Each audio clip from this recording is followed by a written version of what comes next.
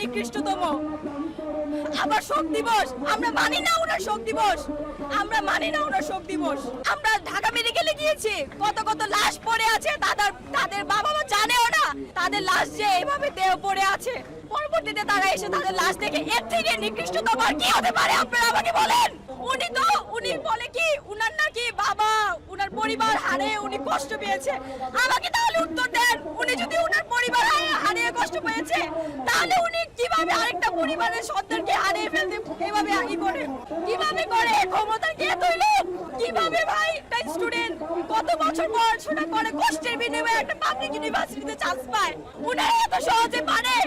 একটা ছেলে আমাদের কত ভাই বোন আবু সাইদ থেকে নিয়ে প্রত্যেকটা ক্যাম্পাসে স্টুডেন্টদেরকে মারা হয়েছে। প্রত্যেকটা রাত্রের বেলা নিশিরাতের বেলা ওনারা ধরে নিয়ে যায়।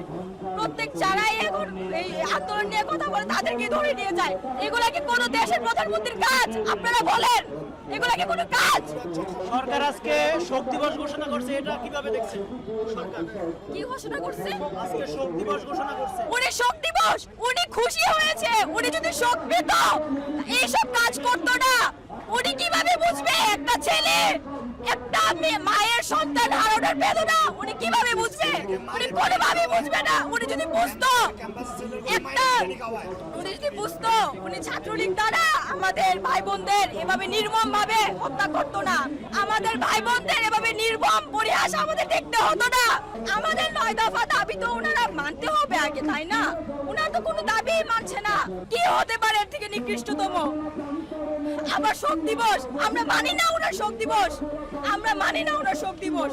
আমরা ঢাকা মেডিকেলে গিয়েছি, কত কত লাশ পড়ে আছে, তাদের বাবা মা জানেও না তাদের লাশ যে এভাবে দেহ পড়ে আছে।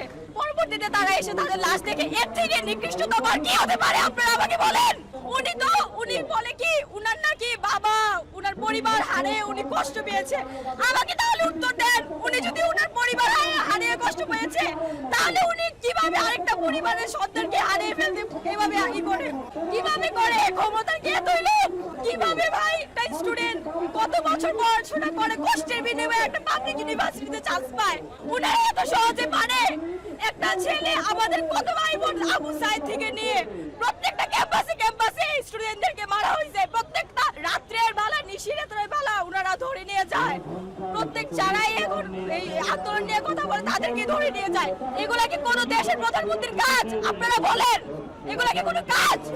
সরকার আজকে শোক দিবস ঘোষণা করছে, এটা কিভাবে দেখছেন? সরকার কি ঘোষণা করছে? আজকে শোক দিবস ঘোষণা করছে। উনি শোক দিবস, উনি খুশি হয়েছে। উনি যদি শোক পেত